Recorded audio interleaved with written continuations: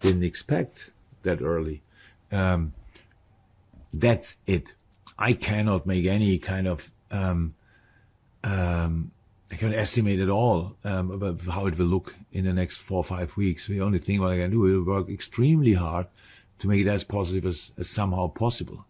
But there's so many extremely strong opponents. West Ham is one of them when you see them.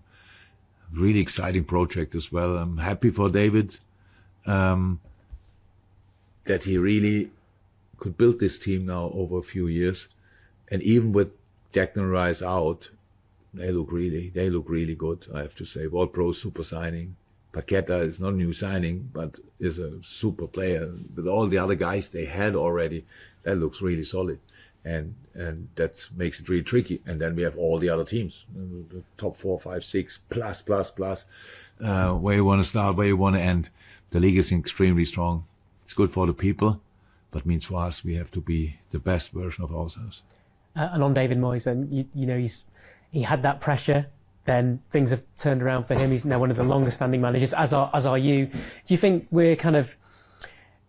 football fans are kind of appreciating that actually it is worth sticking with the manager in the long run? That depends to the results. When you win, then it was worth waiting. If you lose, then it was not worth waiting. So that's fine. I don't think there's the right answer for. Sometimes it's right to stick together, and sometimes maybe not. I don't know. It's not an example, but I think David, with this history in the Premier League and his history at West Ham, if anybody deserved to get through this little bit lesser good period, it's definitely him. I think he's an exceptional manager. He's a really good guy. We don't know we don't know each other extremely well, but we respect each other a lot.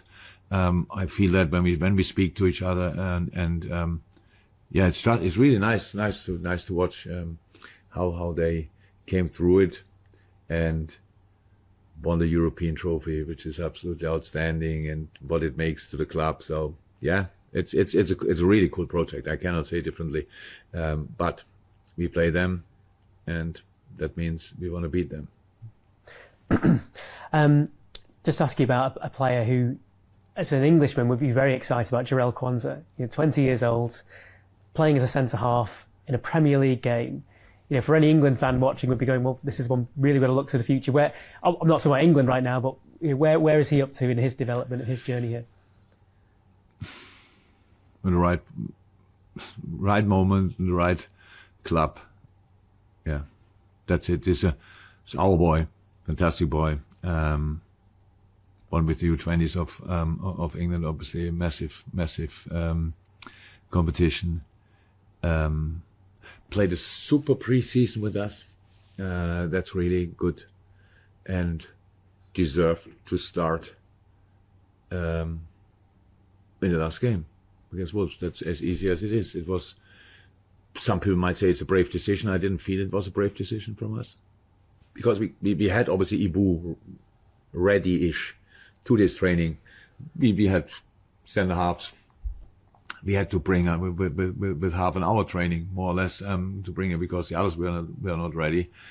So I think we did it in more serious situations, but because Jarell was there, we didn't have to do it, and he did really well. I liked it a lot, and it's nice to see the smile in his face after the game. It's really like he has now 3 games on his belly and 9 points. I think that's not a bad record. Not bad indeed. You've got this run now of league and cup games, and Europa League that's already happened, and EFL Cup as well. Can we see more young players kind of fitting in here in the same way Jarell has? No, we will see. Yeah, but we will see. That's now. Look, I understand 100%. So it's the early stages of the season. As long as we have, when everybody's fit, then the very young boys probably will not have that much game time. That's how it is in the moment when other players get out. But it's not. It's in this age, when you're 17, 18, 19, there's not a problem. It's nice to have a game here or there, but it's much more important you have these games the moment you are really ready for it. So it's not there to show that they are nearly there. It's actually there to bring them when they're really ready to do it. And that's, some of them might be already or not, but that makes no difference. At the end of the career, look back, it's not important if your first game was in September 23 or in September 24. It really doesn't matter. But in that time, for a lot of people, it makes a massive difference. But when you look back, there is no difference. So for us, it's about being as successful as possible. That's obviously very important. But to use the player in the perfect moment for them. West Ham are 4 unbeaten, then they've lost to City. They're playing in Europa League as well, like you are. I know you get asked about fixture congestion and where games should be played all the time, but how much of a difference are you going to have to prepare your team to play at 2 o'clock on a Sunday and then compared that's no problem. No, so Thursday, Sunday, 2 o'clock and stuff like this. It's not cool. It would be better. We would play a little bit later. People misunderstand it when I talk about it 12:30. It's not, and it's only 2.5 hours before the 3 o'clock. Yeah, that's true, but it's completely different when you have to get up. We have at 9 o'clock pre-match meal. That means the boys they are not there yet in their because they come from a completely different time zone, and everybody who had ever a jet lag knows how that is. Even if you're not a jet lagger, you still feel the difference. And now you get up and you have to be at your absolute peak of your performance level in a moment where it's really difficult. 2.5, 3 hours after getting up, you cannot get the boys out of bed at 5 o'clock in the morning just to make them 100% ready for the game. And all these things are really difficult. And the only thing I'm asking for is that you all the TV stations, help there, because you want to have the best product as well, and we want to have the best product. It's not that we want to put them in cotton wool and say, oh, don't touch them until they're awake in the afternoon or whatever. It's about, we have to help them to get into to be in the best possible shape, to deliver the best possible performance. So, and now, playing at 2 o'clock, it's much better than 12:30. People might say it's only 1.5 hours, but you only can say that if you don't really understand it, the issue. Darwin Nunez, and they get asked about him a lot as well. Last game, he had so many great chances, getting into the right position. As a neutral, it looks like he's doing all the right things. Is his confidence as high as you want it to be? It's really good. It's in a really good moment. Enjoys his game. A lot of the moment, that's fine. He understands. You have only a problem as a striker if you don't have any chances. He has chances, opportunities. Obviously, it's not too long ago he scored the 2 most incredible goals I saw for a long, long time against Newcastle. It's absolutely insane. Played a super game against Aston Villa. Then was international break. Had there a little bit muscle-ish here.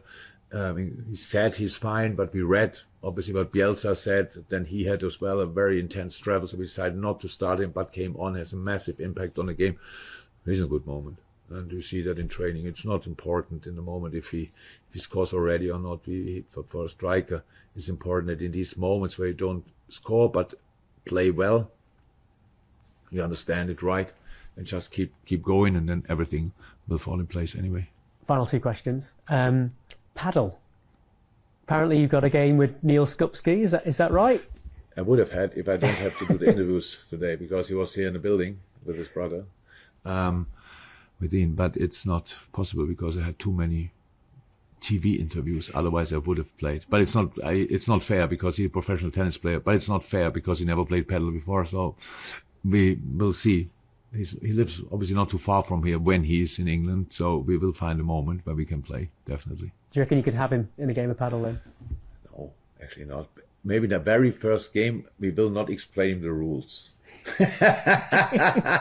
And we'll just smash him. But from second game on, no chance. A final question.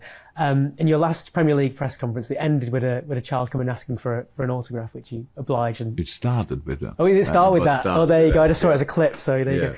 Yeah. That was lovely. But I wanted to get your thoughts on. We see a lot of grounds now. Kids with signs like "Can I have your shirt?" or "Can I have your boots?" or something. You get kids with signs, looking to the players. What were your thoughts on that? Because obviously, for a player, they can only give the stuff away to so many people, and it feels there's a lot of kids you end up disappointing. I don't know. Do you feel that's? That's a general problem. I don't know now exactly how it was with boots and shirts. Nobody asked me for that in a long time, but it's all about we cannot So 2 things. As an example, we win the game at Wolverhampton. I'm the last out of the dressing room. The bus is waiting. Everybody wants to leave, blah, blah, blah, because I had press conference, all this kind of things. You go out and the only decision you have to make, do I disappoint all of them or nearly all of them? Because I can maybe go for 2, 3, 4 autographs and then all the others are disappointed, or it's for all of them. That's really tricky. That stays a tricky decision, and probably until the rest of my life, I'm not sure, as long as people ask me for autographs. So you just cannot deliver. We cannot deliver. There are moments where we can do it, and other moments where we can't do it, when we get judged by these things. And that was always the least problem of all ever, because it was one boy wanted 1 autograph, and that's the perfect situation. So you want an autograph, here you have it. You want a signed shirt, here you have it. The problem is you're under time pressure and you have 50 more in a row. So that's not doable. And then you disappoint one or all. That's a thing. Do you think if it happens in the ground, should there be a... In the ground, which ground? So let's Stadium. say, in the stadium, let's say you're in the ground. But that's not possible. They are lucky. Everybody puts a sign up, but they know there's only 1 shirt and 2 boots. So when you win a game and the boy, when he saw it, and he or she gets the shirt, that's not an issue. You cannot. I think that's logical. That he's not a shop of shirts and throws then 20 into the ground. It's not possible. So that's when you are lucky. Maybe you might get one. So what I'm really getting at is do you think they should be allowed to do that, really? Because if all these other kids are never thought about it. But the only thing what I can say, nobody got raised without disappointment. There are bigger issues than be disappointed from time to time as a kid. It's not about being disappointed. It's about how to deal with it, and we all could help with that. So give it a try. I have no problem with that. But don't get too frustrated if it doesn't work out, because that's part of development. Well, thank you, Jurgen. You're welcome. Thank you so very, very much for checking out the video. If you enjoyed it, drop a like. The season is now well underway. If you need extra Redmen content, be it podcast, videos, documentaries, interviews, and general shows, fill your boots on redmenplus.com today.